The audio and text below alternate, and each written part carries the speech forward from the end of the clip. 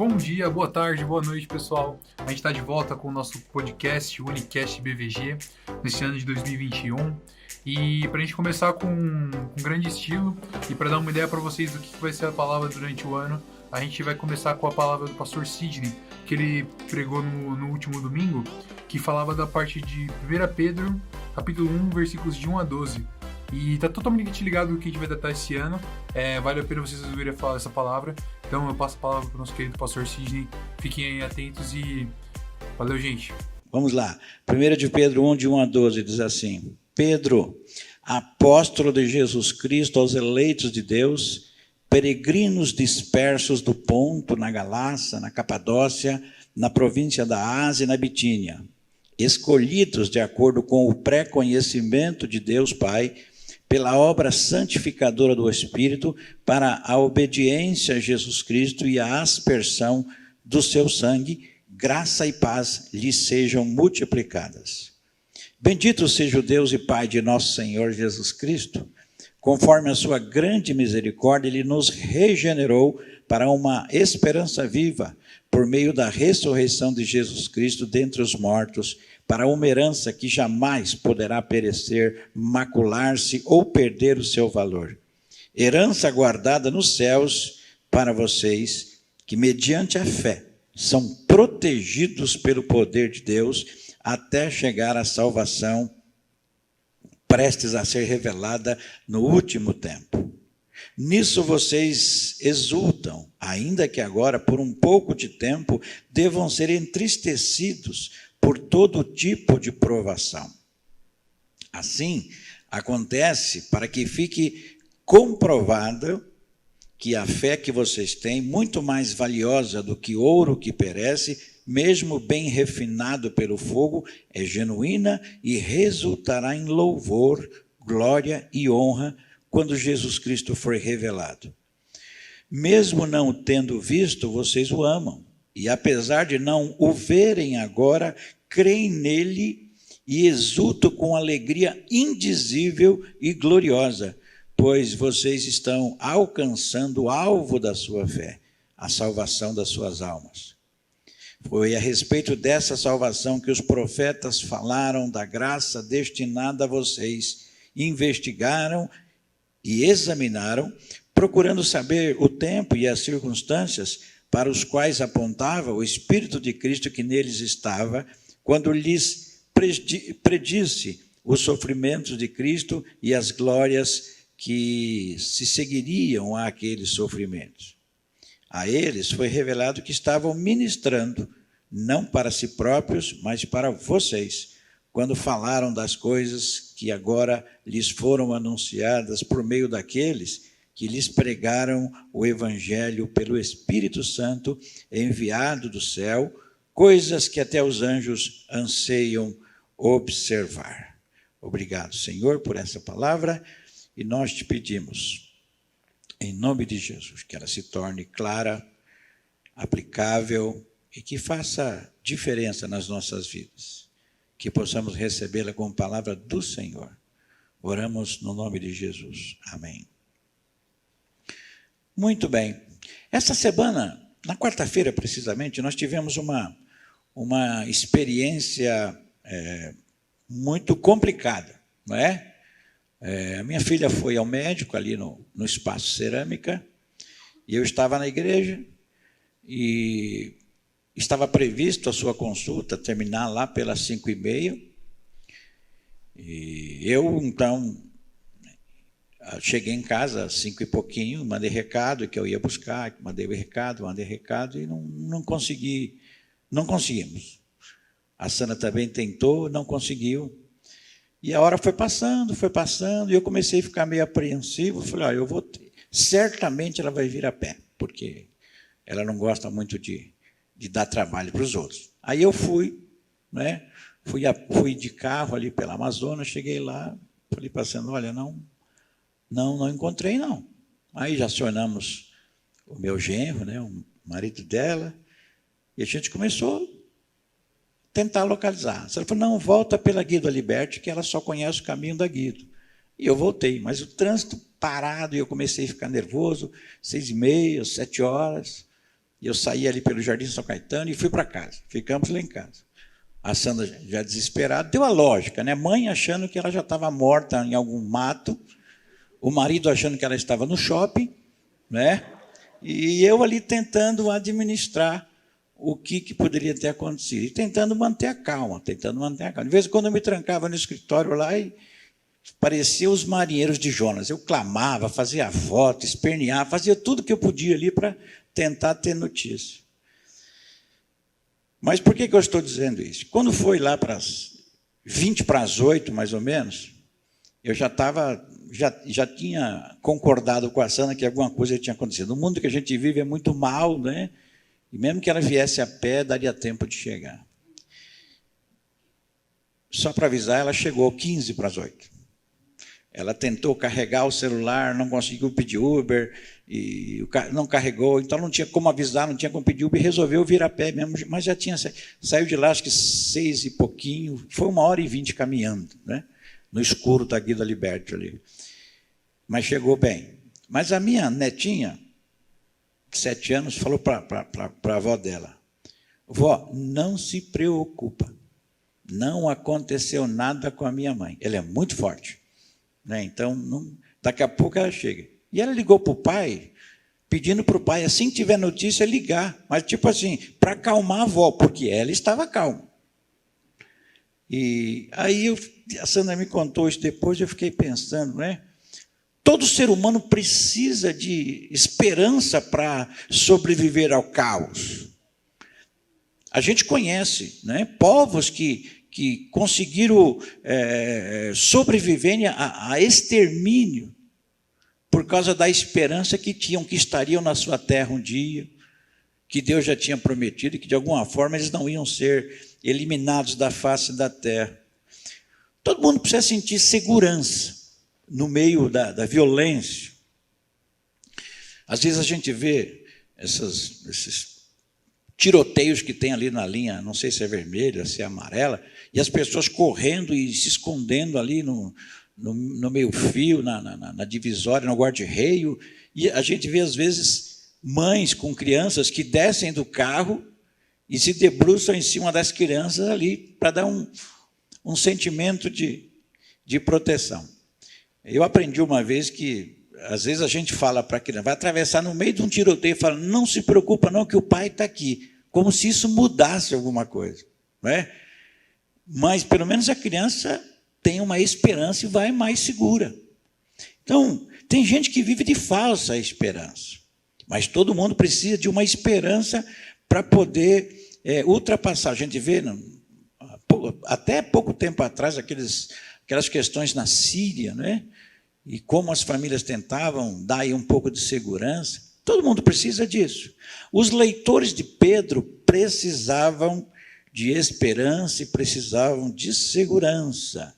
Eles estavam passando por uma dificuldade muito grande e ela ia aumentar ainda um pouco mais. E Pedro estava tentando mantê-los com esperança e com confiança. E parece que o sofrimento e a perseguição é alguma coisa que acompanham, são companhias constantes, não é? Inseparáveis de cristãos que querem viver o verdadeiro evangelho. E a menção do sofrimento aqui que Pedro faz na sua primeira carta, ela é tão destacada, tão enfatizada, que alguns estudiosos decidiram tentar identificar de que provação, de que privação, de que dificuldade ou Pedro se referia, estava falando aos seus leitores. Então, como respostas possíveis a essas perguntas, eles identificaram 3 ondas de perseguição muito intensa. A perseguição de Nero, que governou ali até 68, Domiciano, que começou em 81, foi até 96, mais ou menos, e Trajano, mais para frente. Todos eles têm documentos que mostraram que realmente a perseguição foi muito grande. Mas se a gente olhar o tempo que Pedro morreu martirizado, Não são todas que se encaixam nesse período, a não ser que Pedro estivesse fazendo uma previsão muito detalhada, mas ele já mencionava a coisa que estava acontecendo. Parece que, no máximo, podia ser a perseguição de Nero. Mas, se a gente começar a pensar que Pedro chegou a Roma mais ou menos no ano 63, no máximo no início de 64, Paulo chegou um pouco antes, preso, 61 ou 62. Paulo ficou 2 anos preso ali, né? Depois foi libertado por falta de acusação formal, e um romano não podia ficar mais de 1 ano, mais de 18 meses preso, sem acusação formal. Ele ficou 2 anos, depois foi solto. Depois foi preso de novo, escreveu a sua segunda carta a Timóteo, e dali, da outra prisão, ele já foi executado. Mas por que essa questão? Para a gente tentar entender a data. Não é? Os companheiros de ministério de Paulo, que a gente mais conhece, é Silas, né, ou Silvano, e Marcos. Paulo pede para João Marcos vir encontrar com ele ali na cadeia, na prisão. Então, quando Pedro escreve essa carta, tanto Silvano, Silas, quanto Marcos estavam com Pedro, né? Lá no capítulo 5, versículos 12 e 13, faz menção dessas 2 pessoas. Então, a data que talvez se encaixe, e a descrição da perseguição, e encaixar esses 2 personagens na linha do tempo, entre Paulo e Pedro, ou é um pouco antes daquele incêndio suspeito que Nero acusou os cristãos, suspeito porque nada que era de Nero pegou fogo, né? Só pegou fogo na casa dos outros, na dele não pegou. Mas, de qualquer forma, ele usou esse expediente para perseguir e matar os cristãos. Então, na minha humilde opinião, essa perseguição de que Pedro está falando se encaixa numa data, ou no início, ou no incêndio de Roma, um pouquinho antes. Então, essa perseguição, na verdade, não é uma perseguição imperial, uma perseguição oficial do império. É uma perseguição, talvez estimulada pelo Sinédrio e aproveitada pelos romanos, por eles serem cristãos, por quererem viver o Evangelho, por estarem seguindo a Jesus e querendo viver conforme Jesus ensinou.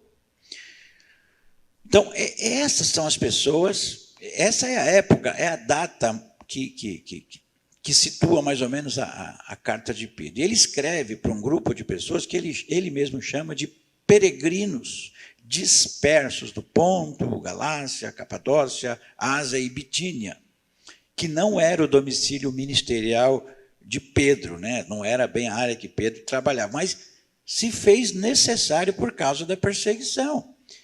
Algumas pessoas ali, eles eram fruto do sermão de Pentecoste, lá que Pedro pregou, e eles voltaram para a sua terra e começaram a pregar o Evangelho.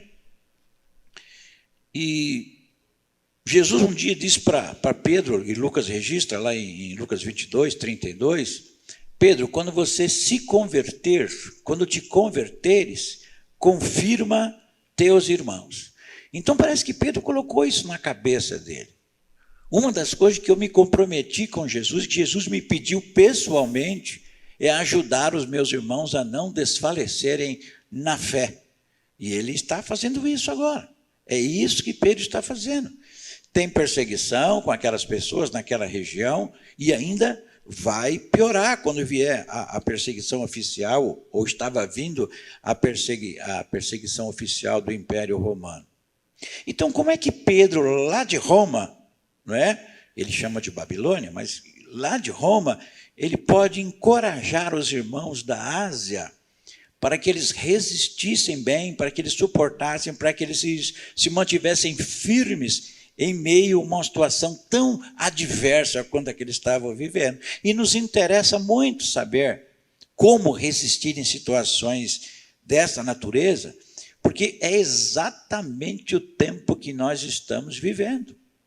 Nós não vivemos uma perseguição oficial, uma perseguição autorizada de entrar nas igrejas, de acabar com o culto, de prender pastor. Não vivemos. Mas embora não seja oficial, a sociedade, pelo fato de pensarmos diferente, ela está muito preocupada em acabar com a gente. Os nossos pensamentos bíblicos são ofensivos a eles. Existem leis que os apoiam nessa perseguição velada, que não chamam de perseguição, apenas de tentar se defender. Então, a nossa situação é muito parecida. Nós olhamos para um lado, olhamos para o executivo, olhamos para o judiciário, olhamos para o legislativo, e parece que as pessoas, desde o simples vereador, um senador, deputado, parece que todos eles estão imbuídos de acabar com a moralidade do país e perseguir quem defende essa moralidade. Então, como é que Pedro consegue motivar, fortalecer, ou na linguagem de Jesus, confirmar esses irmãos através de uma carta? Primeiro, na saudação, ele já diz o primeiro motivo, por aquilo que eles são, né? Para as pessoas para quem Pedro está escrevendo, só a forma que ele se dirige a eles já seria motivo para permanecer tranquilo, não é? Qual a razão para não desfalecer diante da crise, desfalecer da fé diante da perseguição, da opressão? Eles são escolhidos de Deus, segundo a presciência do próprio Deus. Então, Deus os escolheu antes da fundação do mundo, porque essas pessoas, Deus sabia que essas pessoas aceitariam seu Filho como Salvador. Eles são chamados de forasteiros, peregrinos, e essa expressão era muito comum naquele tempo por causa das cidadanias e do lugar que você estava, não é?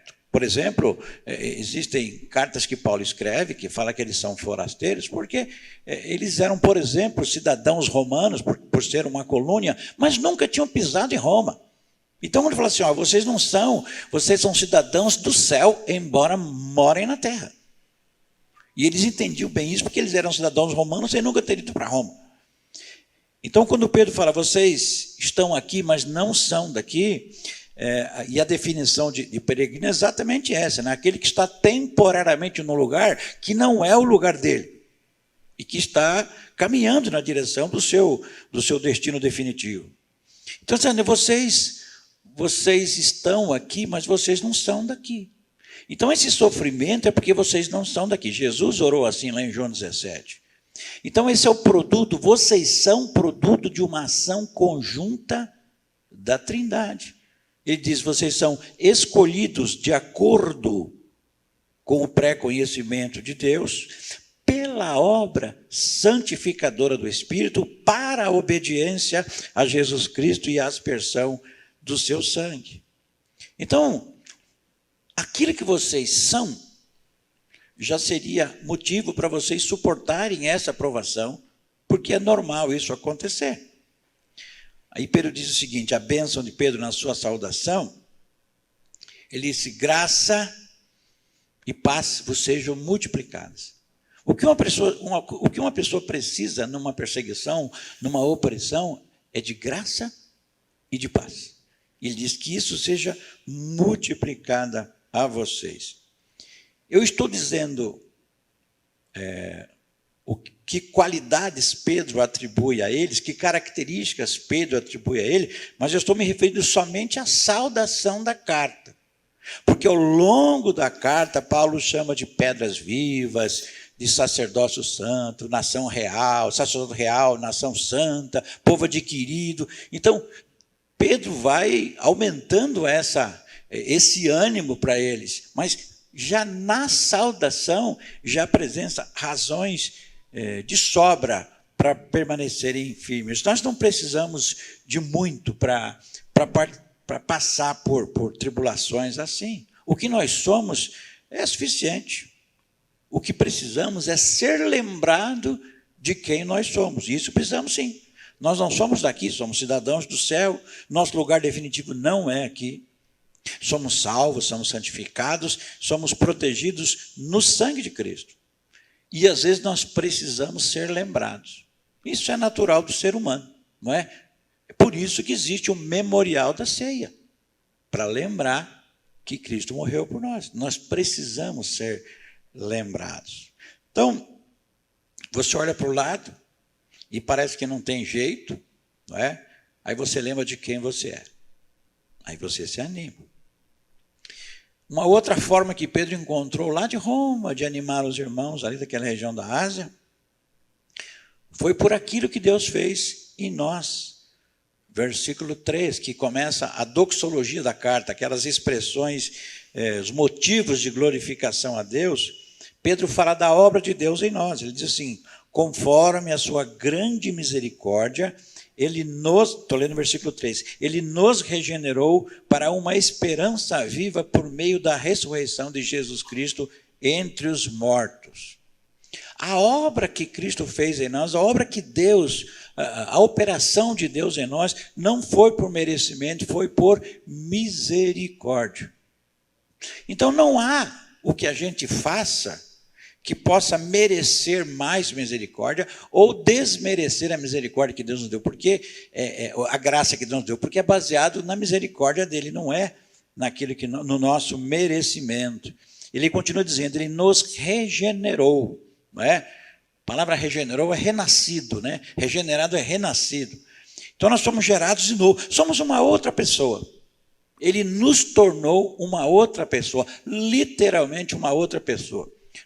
Na nossa forma de ser, na nossa forma de pensar, nos nossos gostos, mas também na visão que Deus tem de nós. O velho Sidney, com aquela monte de condenação, já não existe mais. Então ele nos regenerou para uma viva esperança.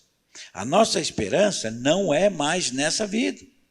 Ou como diz Paulo lá em 1 Coríntios, nós seremos os mais infelizes dos homens. A nossa esperança, ela é viva, ela não depende das circunstâncias aqui. E ele continua dizendo, mediante a ressurreição de Cristo dentre os mortos. Então a nossa esperança está na ressurreição de Cristo. Não é na nossa capacidade de viver de novo.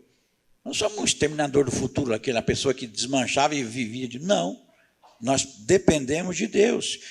Paulo escreve na sua primeira carta aos Coríntios, capítulo 15, a partir do versículo 19, diz assim, se é somente para essa vida que temos esperança em Cristo, dentre todos os homens, somos os mais dignos de compaixão. Mas, de fato, Cristo ressuscitou dentre os mortos, sendo a primícia dentre aqueles que dormiram. Visto que a morte veio por um homem, por meio de um só homem, também a ressurreição dos mortos veio por meio de um só homem. Pois da mesma forma como em Adão todos morrem, em Cristo todos serão vivificados. Nós temos a esperança da ressurreição por causa da ressurreição de Cristo. Essa é a obra que Cristo fez em nós e nós não merecíamos de jeito nenhum. Se nós compararmos a capacidade que o mundo tem de nos fazer mal, o poder que as autoridades têm de nos oprimir, se nós compararmos com a obra que Cristo fez em nosso favor, a gente vai ver que não tem nem comparação. É muito maior o que Deus fez e pode fazer. É isso que deve nos manter vivos e esperançosos diante dessa crise que estamos vivendo. Mas uma terceira forma Pedro encontrou de animá-los, por aquilo que eles eram, por aquilo que Deus fez neles, e por aquilo que Cristo fez por eles e por nós. Versículos 4 e 5. Para uma herança que jamais poderá perecer, macular-se ou perder seu valor. E esperança guardada nos céus para vocês, que mediante a fé são protegidos pelo poder de Deus até chegar à salvação, prestes a ser revelada no último tempo. A nossa herança nunca perece. A nossa herança não é manchada pelo pecado. Nós não recebemos um dinheiro sujo, nós não recebemos uma herança contaminada. A nossa herança é pura e ela nunca perde valor, ela não desvaloriza. E ela está segura, guardada no céu, inacessível aos ladrões que costumam roubar o povo. E não vai ter inventário de partilha nenhuma, né? O nosso, já está no nosso nome essa herança. E nós estamos protegidos pelo poder de Deus. Nós não precisamos de conchavos com políticos. Nós não precisamos depender dos tribunais corruptos para lutar pelos nossos direitos. Nós não precisamos fazer alianças para termos proteção. Nós somos protegidos por Deus até chegar à redenção final. E ela está cada dia mais próxima.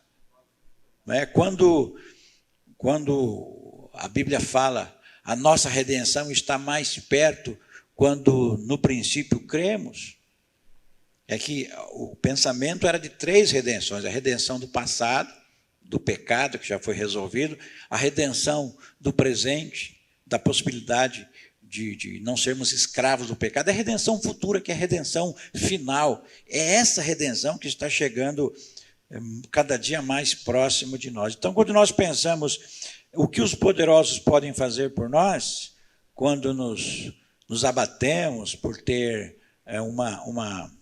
por não ter uma resposta de esperança, nós somos lembrados o que Deus já fez por nós. Se você lutar e perder num tribunal de corruptos, saiba que Deus é muito maior do que tudo isso. Se você perder os seus bens, se você for espoliado como aquelas pessoas foram, perder os seus bens, perder seus parentes, Deus está acima de tudo. E Pedro continua dizendo, vocês podem se manter firmes por causa da alegria interior que vocês têm. Versículos 6 a 9, nisso vocês exultam, ainda que agora por um pouco de tempo devam ser entristecidos por todo tipo de provação. Assim acontece para que fique comprovado que a fé que vocês têm, muito mais valiosa do que o ouro que já foi refinado pelo fogo, um ouro puríssimo, muito mais do que isso, é genuína e resultará em louvor, glória e honra quando Jesus Cristo for revelado. Mesmo que vocês não o tenham visto, vocês o amam. E apesar de não o verem agora, creem e exultam com alegria indizível e gloriosa, pois vocês estão alcançando o alvo da sua fé, a salvação das almas. Nisso o que nós nos exultamos? Nisto vocês se exultam, naquilo que nós acabamos de ver, versículos 4 e versículo 5. Então a nossa alegria não depende do que está acontecendo, depende do que já aconteceu e depende do que vai acontecer nas nossas vidas. Aliás, a nossa alegria não só não depende, como ela existe a despeito, apesar daquilo que estamos passando, uma provação. E isso, em algum aspecto, vai nos ajudar a ser melhores. A provação é para provar a nossa fé. A palavra provar aqui não é para ver se você... Como se fosse fazer uma prova, não é para ver se você sabe. A palavra que se aplica é para você mostrar que você sabe. É uma prova só para evidenciar o caráter cristão e a nossa fé. Então, Deus sabe que essa provação vai fazer você sentir, saber e mostrar que a fé que você tem é mais pura, mais genuína do que o ouro refinado no fogo. E a alegria que nós já estamos alcançando o nosso alvo, que é a nossa redenção final. Essa provação que estamos passando, ela vai servir para dizer, olha, você tem fé e você vai aguentar. Esse é o objetivo da nossa prova. E a última razão que Pedro escreve lá de Roma para animar aquelas pessoas e para também nos manter firmes na tribulação, é aquilo que outros já fizeram por nós, versículos 10 e 12. Foi a respeito dessa salvação que os profetas falaram da graça destinada a vocês, investigaram e examinaram, procurando saber o tempo e as circunstâncias para as quais apontava o Espírito de Cristo que neles estava, quando lhes predisse os sofrimentos de Cristo e as glórias que se seguiriam àquele sofrimento. A eles foi revelado que estavam ministrando não para si próprios, mas para vocês, quando falaram das coisas que agora lhes foram anunciadas por meio daqueles que lhes pregaram o evangelho pelo Espírito Santo enviado do céu, coisas que até os anjos anseiam prescrutar ou observar. Então, embora os profetas do Antigo Testamento fossem movidos a falar da graça, da salvação que se estenderia aos gentios, eles não entendiam bem o que isso significava, nem como isso ia acontecer. Fizeram movidos pelo Espírito Santo em obediência a Deus. Os profetas falaram do sofrimento do Messias, Isaías 53, por exemplo. Falaram da glória do Messias, Isaías 11 e outros textos, na sua segunda vinda.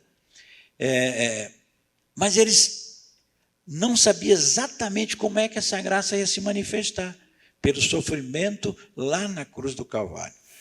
Então, muitos foram porta-vozes do Evangelho pela ação do Espírito Santo, mas era a nós que eles se referiam.